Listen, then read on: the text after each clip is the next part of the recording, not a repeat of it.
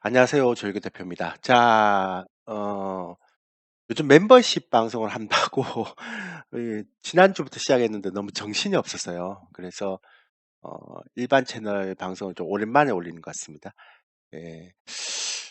일단은 수급부터 먼저 좀 체크를 해 드릴게요. 근데 지금 보시면 이제 작년 3 분기부터 시작된 외국인들의 매수세가 있잖아요. 그죠? 예, 그 많이 들어왔는데 보통 한 20조 들어왔잖아요. 20조 정도 얼추 들어왔는데 3 분기에 한 4조 정도 빠졌습니다. 기관은 많이 빠졌지만.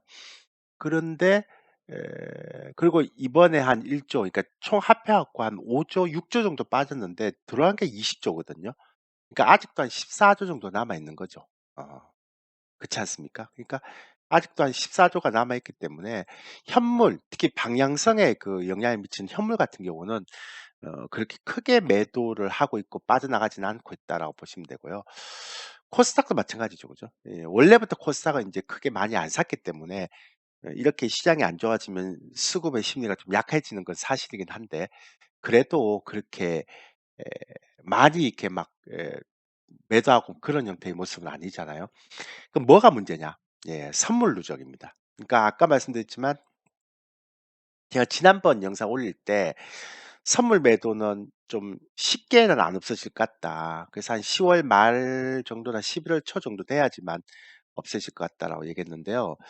어, 많이 한때는 뭐 지난주 같은 경우는 좀 많이 줄였다가 이번 주에 다시 늘어나죠. 그래서 롤오버 6,800까지 포함하면 지금 한 34,000 계약까지 계속 누적이 쌓여져 있는 형태의 흐름입니다. 그래서 외국인들은 아직 선물을 그렇게 빠르게 빼고 있지는 않다라고 생각하고, 그다음에 코퍼스는 기관 그 금융 투자죠. 그러니까 3 분기에 5,848 억이나 매수를 해서 시장이 이렇게 떨어졌잖아요. 그죠?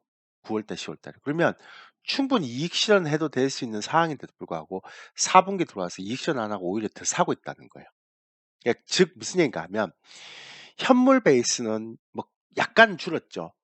이렇게 20조를 사서 한 4조 정도 줄었는데 크게 막 준 건 아니고요. 근데 지금 그 외국인들은 선물, 그다음에 금융 투자는 곧벗을 통해서 시장의 에 상방을 막고 있는 형태. 그렇게 보면 되죠. 그죠? 근데 또 하나 재밌는 거는 이 신용 잔고인데요. 이 신용 잔고가 4조 4천억 정도를 매수했단 말이에요. 2월 1 일부터 8월 17 일까지. 근데 8월 18 일에서 10월 12 일까지, 어제까지인데 2조 정도가 빠져나왔어요. 근데 여기서 되게 재밌는 게 어떤 건가 하면 저희 이제 멤버십 회원님한테도 그런 얘기를 했는데 10월 10일 날 삼성전자를 잡으면서, 그러니까 지수는 6 포인트밖에 안 빠졌지만 이때 막 그 코스닥 개별주, 거래소 개별주들이 막 엄청나게 이렇게 하락 클라이막스 보이던 그때였잖아요. 그죠? 그때 3,500억 정도가 빠져나왔어요. 근데 막상 어 이게 지수가 한 70 포인트 이렇게 상승하는 그 시점에서 2,000억, 약 2,000, 한 600억 밖에 안 빠져나왔어요. 그리고 오늘도 지금 13일 날도 8조 4천억 밖에 안 빠져나왔죠. 그러니까 이 얘기는 뭔 얘기인가 하면 이때 하락 클라이막스가 한번 있었는데 그다음에 이제 크게 떨어지고 나서 또 박스권을 이렇게 왔다 갔다 하는 사이에 또 신용 잔고의 반대 매매가 3 차로 나와 줘야 되는데 그게 안 나오고 있다는 거예요. 그러니까 또 신용 잔고가 또 소강 국면에 들어갔다라는 거죠. 그래서 저는 신용 잔고에 대한 부분들이 또 3 차에 대한 하락 클라이막스 나서 한 번 더 신용 잔고 나오고, 그러니까 이번에 봤잖아요. 지수를 막 폭락시켜서 신용 잔고가 나오는 형태가 아니라도, 그러니까 삼성전자라든지 몇몇 종목을 잡아 놓고, 그죠? 그다음에 개별주나 코스닥의 개별주만 막 하락을 막 엄청나게 시켜버리면, 그러니까 지수는 안 좋은데 체감 지수가 엄청 나쁘게 만들어 놓고 이게 신용잔고가 이렇게 하락 클라이막스 나올 수도 있다는 거기 때문에, 뭐 예전 같으면 지수가 엄청나게 떨어져서 뭐 신용잔고를 빼먹는 형태가 아니라 새로운 형태의 신용잔고죠. 그죠? 그래서 저는 개인적으로 이게 한 3조 정도 이상은 나와야지만, 그래서 개별주 역시도 좀 단기적으로 이렇게 좀 과한 하락 클라이막스가 들어간다라고 보는데 지금 그게 안 되니까요. 가는 종목만 가잖아요. 그러니까 제가 지난번에 왜 마지막으로 영상 올릴 때 10월 달에서 12월 달은 굉장히 극심한 차별화 정세가 나올 것 같다라고 말씀드렸잖아요. 그리고 어 매매 타이밍을 잘 잡아야 된다라고 말씀드렸죠. 그죠? 어 제가 지난번에 요걸 한번 올려 드린 적 있죠. 올렸다가 인제 제가 뺐는데 그때 제가 뭐라고 말씀드렸는가 하면 요걸 여러분한테 말씀드렸던 것 같아요. "추가적인 잠재 악재가 뭐가 있느냐. 그 중동 전쟁 확산세가 주목이 된다." 그런데 지금 뭐 굉장히 확산세가 좀 이제 임박해 있죠. 그러니까 가자 지구에 지상전 투입을 할 것인지 초읽기에 들어갔다. 그리고 만약 이스라엘이 지상전 투입하게 되면 이란은 개입할 것이다. 뭐 이런 얘기죠. 그래서 그런 것들에 대해서 아직 불확실성이 굉장히 많이 있게 올라 있는 형태입니다. 쉽게 제가 볼 때는 해소될 것 같지는 않아요. 근데 이제 유가가 100불 돌파 여부. 이런 어떤 굉장히 좀 강한 형태의 흐름인데도 불구하고 생각보다 유가는 80불 후반대에서 더 올라가지는 않고 있더라고요. 국채 금리도 마찬가지고 그죠. 그래서 요런 것들이 아니면 충분히 인제 쪼끔 잡힐 수는 있는데 문제는 이제 부채가 너무 많은 상태에서 밸류도 굉장히 높다라고 생각하는 상태에서 고금리까지 올라간 상태에서 전쟁까지 나오면서 유가가 올라가니까 이러다가 인제 금융위기에 대한 트리거가 재발행되지 않느냐 이런 느낌이 굉장히 크기 때문에 시장의 투자 심리가 굉장히 안 좋은 거예요. 그래서 막 전체적으로 이렇게 개별주든 뭐든 간에 다 막 상승하는 그런 흐름이 나타나지 않고 있다라는 게 기본적인 형태의 흐름이죠. 그래서 저는 이런 게 굉장히 이렇게 제시한 바가 굉장히 크다라고 얘기하고요. 원달러 환율 동향에 대한 부분들도 계속 제가 체크를 하고 있는데 되게 중요한 거니까요. 계속 체크를 하고 있는데 아직까지는 제가 보는 형태에서는 1360 원대 뭐 그런 형태가 어 좀 이루어지고 있더라고요. 그래서 저는 가장 제가 우려하는 건 뭐냐면 두 가지입니다. 그러니까 유가가 100불 돌파하거나 아니면 이게 원달러 환율이 1,400원 돌파 이러면 인제 추가적으로 굉장히 크다란 하락이 한 번 더 나올 수 있죠. 근데 그러지 않으면 지금 거의 박스권 장세에서 그냥 길 수밖에 없다. 근데 박스권 장세라도 종목들은 굉장히 힘들어요. 제가 우리 멤버십 회원들한테 맨날 얘기하지만 여러분들이 한 20 종목 정도 내외에서만 움직이는 장세가 될 것 같다. 그러니까 그 이상은 안 될 것 같다. 그러니까 20 종목 내에서만 선별해서 사야 되지 않을까 그런 생각하고 있습니다. 추가적인 잠재 호재는 경기 선행 지수하고 수출이 굉장히 긍정적으로 올라오고 있다는 거죠. 제가 말씀드렸죠? 이런 것. 그러니까 안 떨어져요. 보다 점점 좋아지고 있고 경기 선행 지수는 올해 상반기에 돌아서 버렸고요. 그다음에 생각보다 괜찮은 고용 지표. 그다음에 이번에 중동 전쟁으로 인해서 이제 11월 달에 추가 금리 인상을 해야 되는데 그거에 대해서 연준 위원들이 굉장히 주저하고 있죠. 그죠?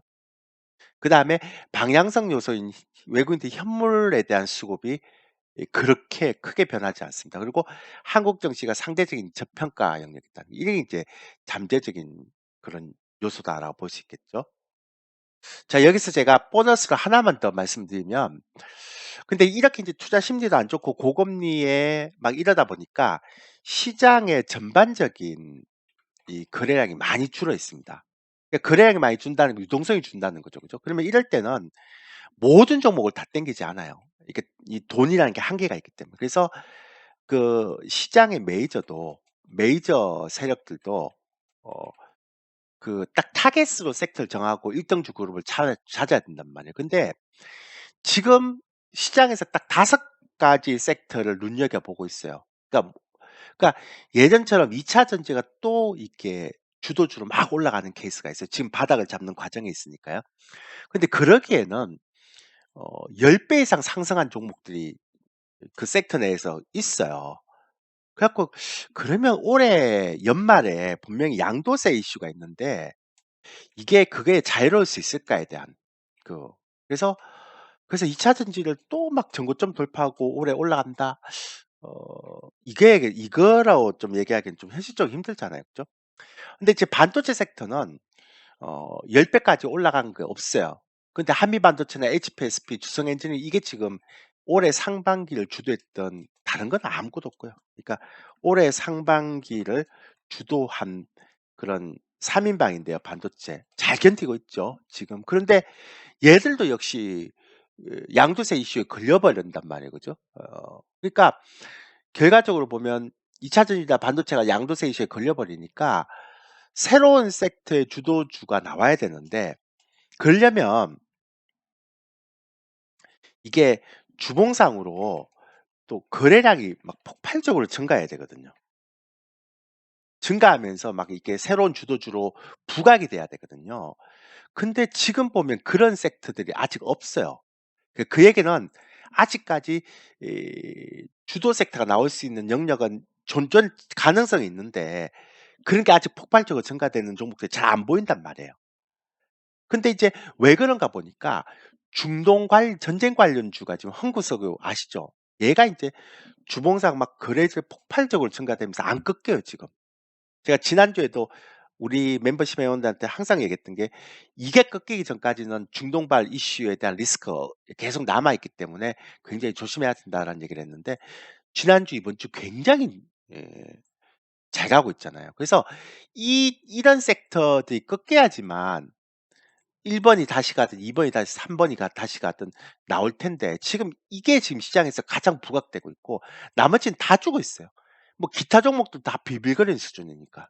그러니까 결과적으로 보면 4번 섹터가 먼저 꺾여야 돼요.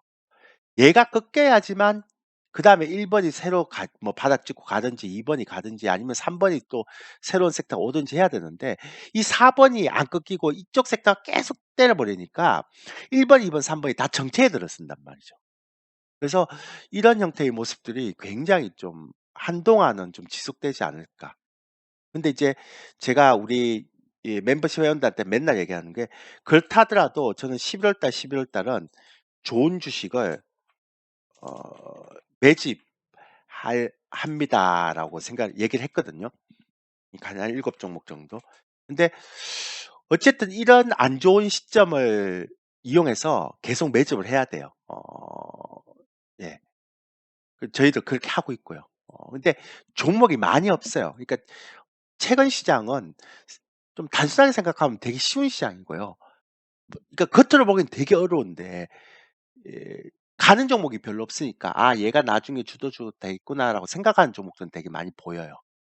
근데 인제 그걸 빨리는 안 사죠. 왜냐하면 시장이 안 좋기 때문에 최대한 이제 싸게 사려고 인제 쪼금씩 쪼금씩 사고 있는 수준이죠.